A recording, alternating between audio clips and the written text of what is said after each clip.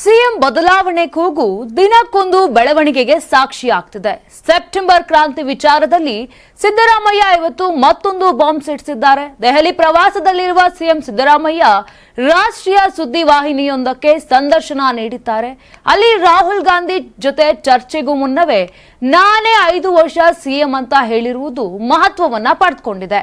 ಮಾತು ಮುಂದುವರೆಸಿದ ಸಿದ್ದರಾಮಯ್ಯ ಉಪಮುಖ್ಯಮಂತ್ರಿ ಡಿಕೆ ಶಿವಕುಮಾರ್ ಕೂಡ ನಮ್ಮ ಜೊತೆಗಿದ್ದಾರೆ.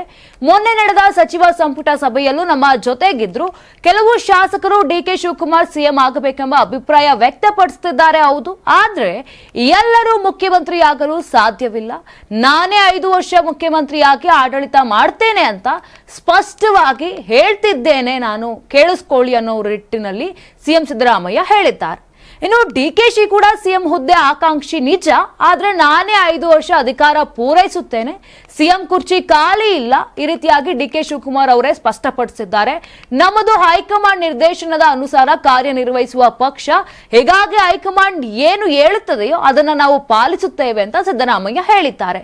ಇನ್ನು ಕೆಲವು ಮಂದಿ ಶಾಸಕರು ಡಿಕೆ ಶಿವಕುಮಾರ್ ಸಿಎಂ ಆಗಬೇಕೆಂದು ರಾಜ್ಯ ಉಸ್ತುವಾರಿ ರಣದೀಪ್ ಸುರ್ಜೇವಾಲಾ ಬಳಿ ಅಭಿಪ್ರಾಯ ವ್ಯಕ್ತಪಡಿಸಿದ ಬಗ್ಗೆ ಕೇಳಲಾಗಿರುವಂತಹ ಪ್ರಶ್ನೆಗೆ ಉತ್ತರಿಸಿದಂತ ಸಿದ್ದರಾಮಯ್ಯ ಅದು ಕೂಡ ನಿಜ. ಕೆಲವು ಮಂದಿ ಶಾಸಕರು ಅಭಿಪ್ರಾಯ ಡಿಕೆ ಶಿವಕುಮಾರ್ ಪರ ಬೆಂಬಲವನ್ನ ಕೂಡ ಸೂಚಿಸಿದ್ದಾರೆ. ಆದ್ರೆ ಅದು ಕೆಲವು ಸಂಖ್ಯೆಯಲ್ಲಿ. ಹಾಗೆಂದು ನಮ್ಮಲ್ಲಿ ಹೈಕಮಾಂಡ್ ತೀರ್ಮಾನವೇ ಅಂತಿಮ, ನಾನು ಅದಕ್ಕೆ ಬದ್ಧನಾಗಿರ್ಬೇಕು, ಡಿಕೆ ಶಿವಕುಮಾರ್ ಅವರು ಕೂಡ ಬದ್ಧನಾಗಿರ್ಬೇಕು ಅಷ್ಟೇ ಅಂತ ಹೇಳಿದ್ದಾರೆ. ಇನ್ನು ಕಾಂಗ್ರೆಸ್ ಅಧಿಕಾರಕ್ಕೆ ಬಂದ ಸಂದರ್ಭದಲ್ಲಿ ಸೋನಿಯಾ ಗಾಂಧಿ ಹಾಗೂ ರಾಹುಲ್ ಗಾಂಧಿ ನೇತೃತ್ವದಲ್ಲಿ ನಡೆದ ಮಾತುಕತೆ ವೇಳೆ 2.5 ವರ್ಷದಲ್ಲಿ ಅಧಿಕಾರ ಹಂಚಿಕೆ ಒಪ್ಪಂದ ಆಗಿತ್ತಾ ಅಂತ ಒಂದು ಪ್ರಶ್ನೆಯನ್ನ ಕೂಡ ಕೇಳಲಾಗುತ್ತೆ. ಇದಕ್ಕೆ ಉತ್ತರವನ್ನ ಕೊಟ್ಟಿರುವಂತ ಸಿದ್ದರಾಮಯ್ಯನವರು ಇಲ್ಲ ಅಂತ ಹೇಳಿದ್ದಾರೆ. ಈ ರೀತಿಯಾಗಿ 5 ವರ್ಷ ನಾನೇ ಸಿಎಂ ಆಗಿರ್ತೇನೆ, ನಾಯಕತ್ವ ಬದಲಾವಣೆಯ ವಿಚಾರ ಸಂಬಂಧ ಯಾವುದು ಕೂಡ ಒಪ್ಪಂದ ಆಗಿಲ್ಲ ಅಂತ ಸ್ಪಷ್ಟಪಡಿಸಿದ್ದಾರೆ. ಇನ್ನು ಸಿಎಂ ಸಿದ್ದರಾಮಯ್ಯ ಅವರ ಈ ಹೇಳಿಕೆಯ ಬಳಿಕ ಡಿಸಿಎಂ ಡಿಕೆ ಶಿವಕುಮಾರ್ ಅವರು ಮೌನಕ್ಕೆ ಜಾರಿಯಾಗಿದ್ದಾರೆ. ಡಿಕೆ ಶಿವಕುಮಾರ್ ಇಂದು ಹೈಕಮಾಂಡ್ ನಾಯಕರ ಭೇಟಿಯಾಗಿ ತಮ್ಮ ಬೇಡಿಕೆಯನ್ನ ಸಲ್ಲಿಸುವ ಸಾಧ್ಯತೆ ಕೂಡ ಇದೆ.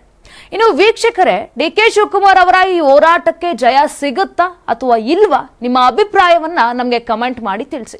ನಾನು 86 ಕೆಜಿ ಇದ್ದವಳು 71 ಕೆಜಿ ಬಂದಿದ್ದೀನಿ. ವಯಸ್ಸಾದ್ಮೇಲೆ ಸ್ಮಾರ್ಟ್ ಆಗಿ ಕಾಣ್ತೀರಾ ಅಂದ್ರೆ ಜಿನ್ನಿ. 126 ಕೆಜಿ ವೇಟ್ ಇದ್ದು ನಾವು ಈಗ 114 ಕೆಜಿ ಲೆಕ್ಕ ಬಂದಿದ್ದೀವಿ. ಯಾವುದೇ ಸೈಡ್ ಎಫೆಕ್ಟ್ ಆಗಿಲ್ಲ. 84ರಿಂದ 50 ಕೆಜಿ ಬಂದೆ, ಆಮೇಲೆ ಸಣ್ಣಗೆ ಫಿಟ್ ಆಗಿದ್ದೀನಿ. ಅದಕ್ಕೆ ನಾನು ಯೂಸ್ ಮಾಡ್ತಾ ಇರೋದು ಜೀನಿ ಸ್ಲಿಮ್.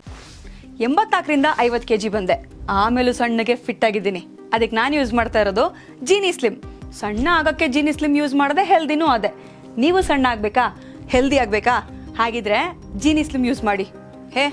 ಸಣ್ಣ ಆಗೋದಕ್ಕೆ ಯಾವುದೋ ಪ್ರಾಡಕ್ಟ್ ಹೇಳ್ತಾ ಇದ್ದಾಳೆ, ಏನಾದರೂ ಸೈಡ್ ಎಫೆಕ್ಟ್ಸ್ ಇದೆ ಅಂತ ಯೋಚನೆ ಮಾಡ್ತಾ ಇದ್ದೀರಾ? ಖಂಡಿತ ಇಲ್ಲ, ಯಾಕಂದ್ರೆ ಇದು ಕೆಮಿಕಲ್ ಫ್ರೀ. ಸಣ್ಣ ಆಗಬೇಕು ಅಂದ್ರೆ ಜೀನಿ ಸ್ಲಿಮ್ ಯೂಸ್ ಮಾಡಿ. ಹೆಚ್ಚಿನ ಮಾಹಿತಿಗೆ ಕೆಳಗೆ ಡಿಸ್ಪ್ಲೇ ಆಗ್ತಿರೋ ನಂಬರ್ಗೆ ಕಾಲ್ ಮಾಡಿ.